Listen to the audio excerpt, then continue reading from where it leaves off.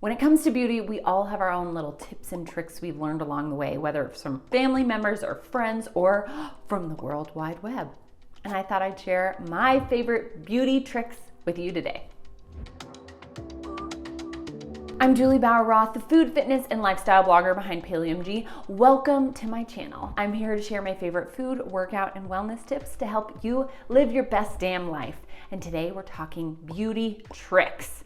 Some of the things that have helped me the most with making my skin look better. That's really my main goal in life, is just to make my skin look better, since I grew up with such skin issues over and over throughout the years. And something I'm always striving for is to feel really good without any makeup on. I usually still wear makeup every day just because I like how it looks, but I want to feel comfortable going to the beach, going to the pool, going to the grocery store without any makeup on. And something that I think is a total game changer for that is tinting your eyebrows and your lashes. Funny that I say this right now because I'm about to go see my esthetician who tints my lashes and my brows. Now, I'm naturally blonde. I just dye my hair brown. I have since I was 15 years old, and I'm 34 now, so I've done it for a long time. And so I like my brows darker, but I never knew how big of a difference lashes made. And if you are trying to not wear makeup very often, having your lashes a little bit darker so someone can see them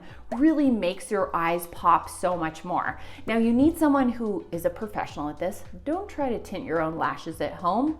It won't work well, but you can always tint your eyebrows at home. That's much easier. But tinting your eyebrows and lashes makes a huge difference in just how you look without makeup on. And so I do it on a regular basis. I feel like it is such an easy trick to do, whether you tint your own eyebrows at home or go see someone to do it professionally. I think it makes a huge difference, especially with getting ready because your eyebrows are already done. But then if you're not wearing makeup at all, you look put together, just a little bit more put together. Number 2, and this is not something that I'm just first now sharing, I've actually shared an entire YouTube video about it, shaving your face. This tiny little razor, I'll share the link in the description below. This razor makes all the difference. Now, this is sharp. You can have some razors with a little protectant on there, but this is just a straight up razor blade, so you have to be very careful. If you want to know how to shave your face, you can check out the description below. I have a whole YouTube video about it. But the whole reason I shave my face on a regular basis is because my products work better, because you've removed dead skin, you've removed little hairs, you've removed any dirt and debris on your skin, so your products can work deeper into your skin. But also, since you've taken all the peach fuzz off of your skin, your makeup sets much better on top of your skin. If you're not shaving your face at this point, you gotta try it. It's a game changer. And if you're worried if hairs are gonna grow back darker, that's this old wives' tale we've always heard, hairs are gonna grow back the same. If you have peach fuzz, you're gonna grow some peach fuzz back. If you have some of those black hairs that grow in, sometimes I pick at them like a disgusting animal. If you have some of those little black hairs or maybe some chin hairs that are black, they will grow back the exact same they were before. They're not gonna grow any thicker than they were. They will grow back the same. But shaving your face, game changer. You gotta do it. It's a beauty trick that will help in so many ways. Number 3, how to fill in your hairline a little bit. So when my dog got very sick years and years ago, this was the first time he'd ever been sick. We had a lot of different health issues with him. He almost passed away. It was insane. It was so devastating. Stress was so terrible, and I lost hair from it. Well, that hair never grew back the same. I even met with a hair specialist, and she looked at the follicles and she was like, oh yeah, this hair will grow back. It's not like hair loss when the hair is gone completely. Well, it never grew back the same. And so in the front part of my hair here, I just have this spot that just never grew back. So something I like to use, this is Color Wow Root Touch Up. So it just looks like this. So you can see this little dark patch, and then it has a little brush. Now, pro tip, or just thrifty tip, you can just use eyeshadow. You don't have to use this. It's pretty much an eyeshadow that you use for a root touch-up. So what's great about this is it comes with this little brush. It has this little short end and this bigger end. Ew, it has hair on it too. Well, this little short end, you can use just a little dab here, and then you can dab it into your hairline here, and then use the bigger spot to move it around and spread it out so you don't just have this harsh eyeshadow on your hairline. Well, this is great for root touch-up. Say you have your roots coming in, you can easily touch up your roots and it will cover up your blonde or your gray roots as well. But I use this for scalp filling in, if you will. I also was just born with this hairline. I've always had a hairline that kind of came back here. When I look at photos of me as a child, that's where my hairline was. So it's always looked like that. So if I have a tight ponytail in, I always fill in this just a little bit to just cover up that hairline that looks like I'm losing hair, or in the spots where I have lost hair. This is such a game changer with touching up your roots or touching up your hairline. Highly recommend it. Now, if we're talking beauty, we have to talk zits, obviously. Acne is part of life, even if it's not full-on acne and you just have a couple breakouts. Well, what I highly recommend, if you have a breakout that's about to come to the surface, it's an undergrounder, leave it alone. Just leave it alone.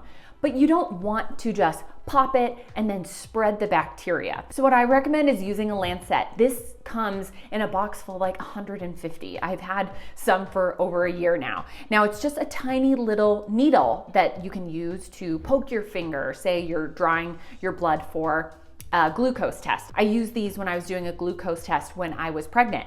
So these are great for just drawing a little bit of blood. This is perfect for getting right in the perfect spot of your zit.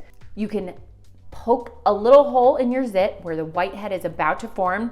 Use a couple Q-tips to get it out. Don't use your fingers to just spread that bacteria and then you're touching all over the place. Use Q-tips and then you can just wipe it away very easily. But then after you've taken out some of the bacteria, these zit patches are what's up. When I first started using these zit patches, I was like, these don't do anything. These suck. Well, the point is you gotta open them up. And they don't say this on the packaging. They don't say like pop your zit and then use this. It's not great marketing for them. But if you make a hole, you kind of start the process with this zit, opening it up, then these zit patches can work much deeper. So I always open things up with a lancet, get things moving, get a Q-tip, not touching it with my grimy little hands or spreading it around with my hands.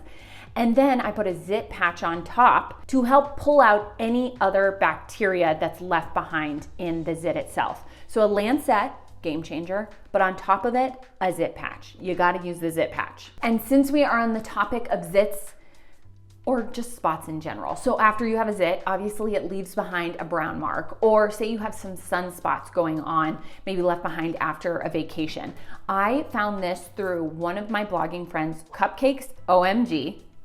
The two of us, we were meant to be together with our OMG names. This is Versed Out of Sight Dark Spot Gel. And this stuff really works. So whenever I have a zit and it leaves behind some sort of redness or dark spot, I put a little bit of this on it at night. First, I put it on after I wash my face, first thing, and then I top it off with all my products on top of it. But I use this first and foremost, and it really works. I've used other spot gels and none of them have worked, but this stuff is great. So if you're looking to get rid of some redness or some dark spots, try this out and see if it works for you. Hopefully it's just the ticket.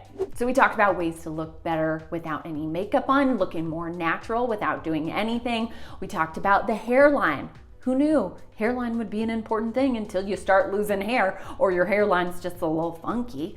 Then we talked about ways to get your makeup to look better, and then a few ways to let go of that acne, just peacefully say goodbye to it without making it a little bit worse. Hopefully these beauty tricks help you out just like they've helped me. But I want to know what your beauty hacks are. What tricks have really helped you? Is it ice rolling every single morning? Is it sleeping with a face mask overnight? What are ways that you're taking care of your skin, of your hair, any of those tricks? I'm always learning from other people and I want to learn from you. So leave a comment below. And if you liked this video, don't forget to like and subscribe and stay tuned because I have a few more videos I think you're gonna like, okay?